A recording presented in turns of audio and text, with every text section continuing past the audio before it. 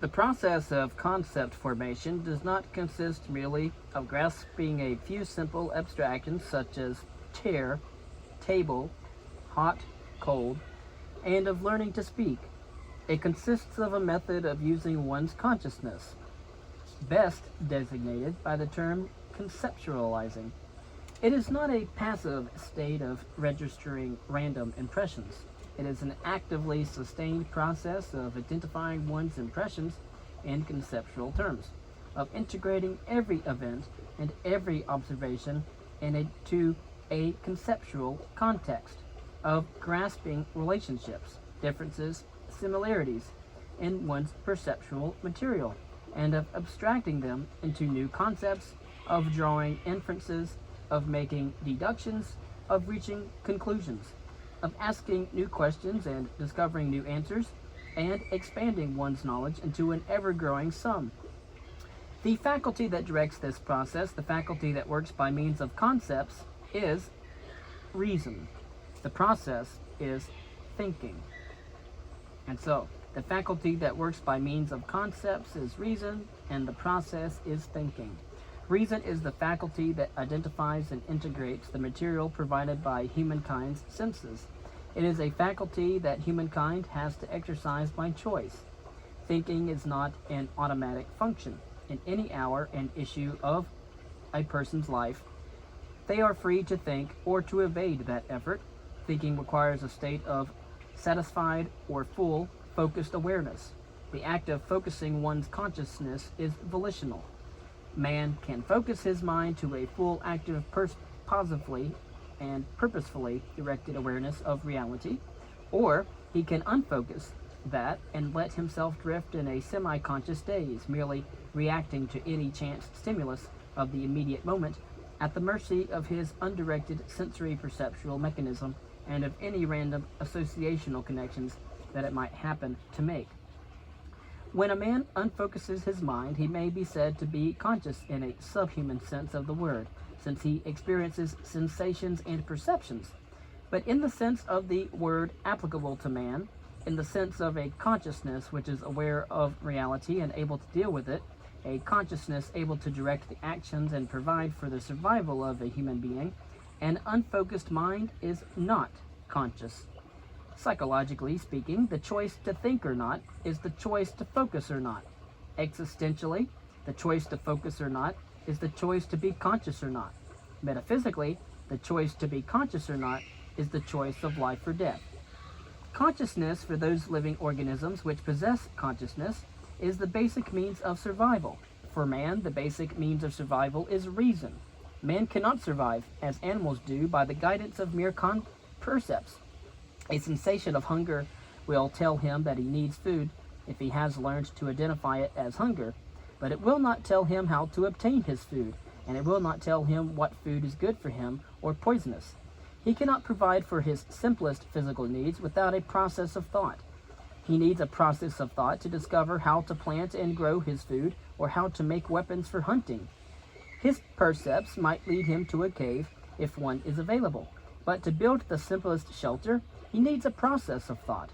No percepts and no instincts will tell him how to light a fire, how to weave a cloth, how to forge tools, how to make a wheel, how to make an airplane, how to perform an appendectomy, how to produce an electric light bulb or an electronic tube of cyclotron or a box of matches. Yet his life depends on such knowledge, and only a volitional act of his consciousness, a process of thought, can provide it.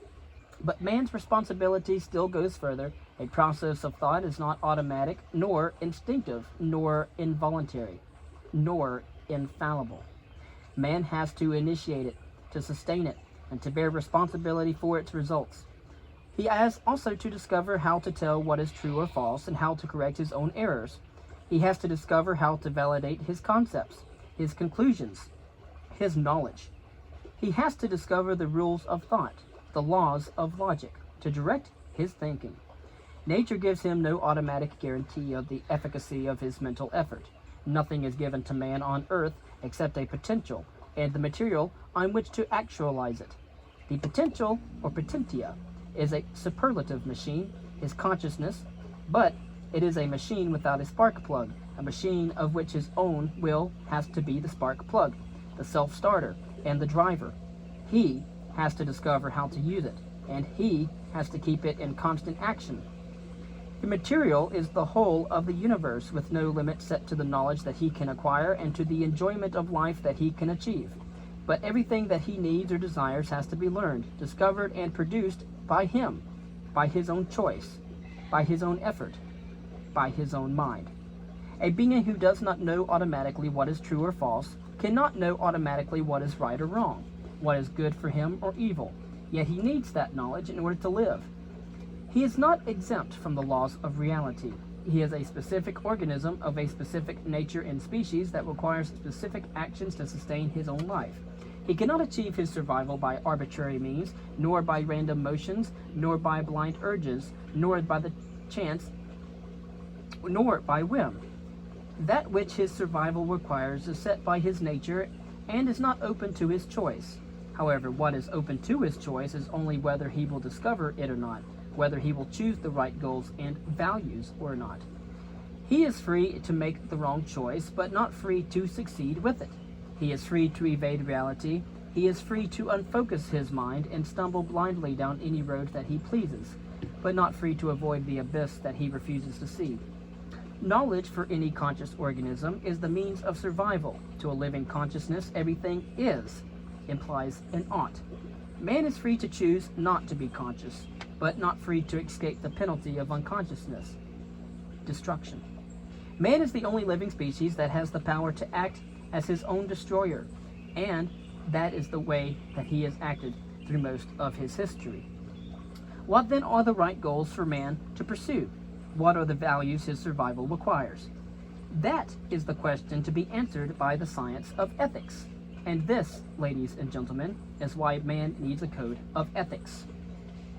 Now you can assess the meaning of the doctrines which tell you that ethics is the province of the irrational, that reason cannot guide man's life, that his goals and values should be chosen by vote or by whim, that ethics has nothing to do with reality, with existence, with one's practical actions and concerns, or that the goal of ethics is beyond the grave, that the dead need ethics, not the living.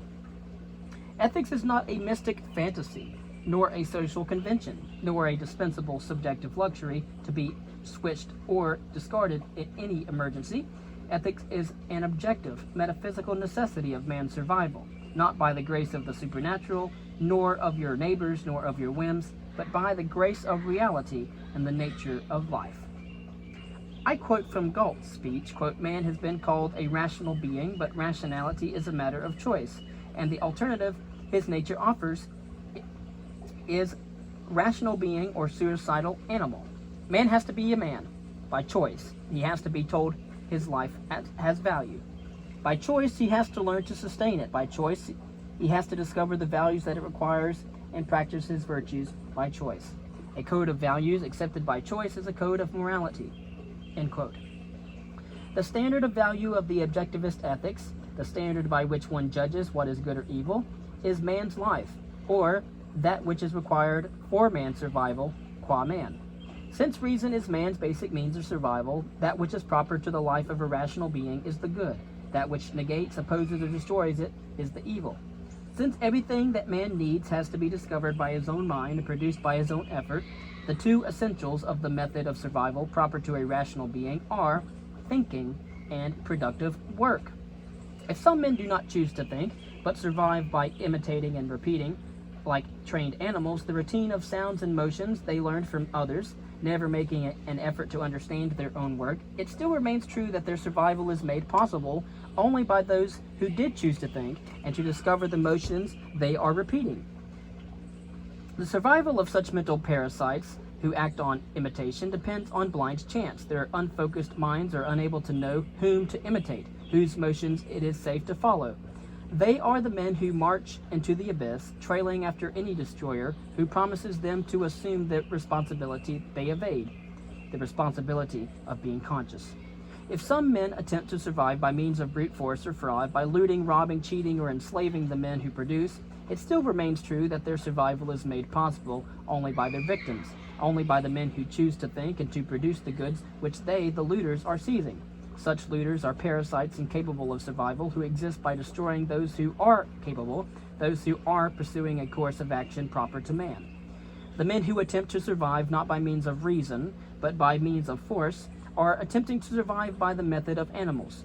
But just as animals would not be able to survive by attempting the method of plants, by rejecting locomotion and wanting or waiting for the soil to feed them, so men cannot survive by attempting the method of animals, by rejecting reason and counting on productive men to serve as their prey. Such looters may achieve their goals for the range of a moment, at the price of destruction, the destruction of their victims and their own. As evidence, I offer you any criminal or any dictatorship. Man cannot survive like an animal by acting on the range of the moment. An animal's life consists of a series of separate cycles, repeating over and over again, such as the cycle of breeding its young or of storing food for the winter. An animal's consciousness cannot integrate its entire lifespan. It can only carry just so far, then the animal has to begin the cycle all over again with no connection to the past. However, man's life is a continuous whole.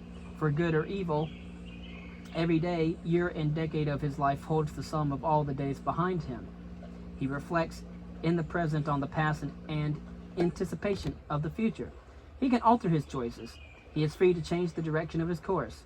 He is even free, in many cases, to atone for the consequences of his past, but he is not free to escape them, nor to live his life with impunity on the range of the moment like an animal, a playboy, or a thug.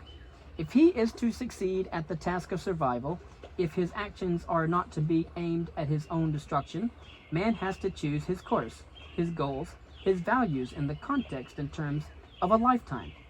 No sensations, percepts, urges, or instincts can do it. Only a mind can. Such is the meaning of the definition, that which is required for man's survival qua man. It does not mean a momentary or merely physical survival. It does not mean the momentary physical survival of a mindless brute waiting for another brute to crush his skull. It does not mean the momentary physical survival of a crawling aggregate of muscles who is willing to accept any terms, obey any thug, and surrender any values for the sake of what is known as survival at any price, which may or might not last a week or a year. Man's survival qua man means the terms, methods, conditions, and goals required for the survival of a rational being through the whole of his lifespan, and all those aspects of existence which are open to his choice. Man cannot survive as anything but man. He can abandon his means of survival, his mind. He can turn himself into a subhuman creature, and he can turn his life into a brief span of agony and angst, just as his body can exist for a while in the process of disintegration by disease. But he cannot succeed as a subhuman in achieving anything but the subhuman, as the ugly horror of the anti-rational periods of mankind's history can demonstrate. Man has to be man by choice, and it is the task of ethics to teach him how to live like man. The Objectivist Ethics holds man's life as the standard of value, and his own life as the ethical purpose or teleology of every individual man. The difference between standard and purpose in this context is as follows. A standard is an abstract principle that serves as a measurement to guide a man's choices in the achievement of a concrete, specific purpose. That which is required for the survival of man qua man is an abstract principle that applies to every individual man. The task of applying this principle to a concrete, specific purpose, the purpose of living a life proper to a rational being, belongs to every individual man, and the life that he has to live is his own. Man must choose his actions, values, and goals by the standard of that which is proper to man, in order to achieve, maintain, fulfill, and enjoy that ultimate value, that end in itself, which is his own life. Value is that which one acts in order to gain and or keep. Virtue is the act by which one gains and or keeps it. The three cardinal values of the Objectivist Ethics, the three values which together are the means to and the realization of one's ultimate value, one's own life, are reason, purpose, and self, with their three corresponding virtues: rationality, productiveness, and pride. Productive work is the central purpose of a rational man's life, the central value that integrates and determines the hierarchy of all his other values. Reason is the source, the precondition of his productive work. Pride is the result. Rationality is man's basic virtue, the source of all his other virtues. Man's basic vice, the source of all his evils, is the act of unfocusing his mind, the suspension of his consciousness, which is not blindness, but the refusal to see, not ignorance, but the refusal to know. Irrationality is the rejection of man's means of survival, and therefore a commitment to a course of blind destruction. That which is anti-mind is anti-life. The virtue of rationality means the recognition and acceptance of reason as one's only source of knowledge, one's only judge of values, and one's only guide to action. It means one's total commitment to a state of full conscious awareness, to the maintenance of a full mental focus in all issues, in all choices, in all of one's waking hours. It means a commitment to the fullest perception of reality within one's power, and to the constant active expansion of one's perception, i.e., of one's knowledge. It means a commitment to the reality of one's own existence, i.e., to the principle that all of one's goals, values, and actions, as well as behaviors, take place in reality, and therefore that one must never place any value or consideration whatsoever above one's perception.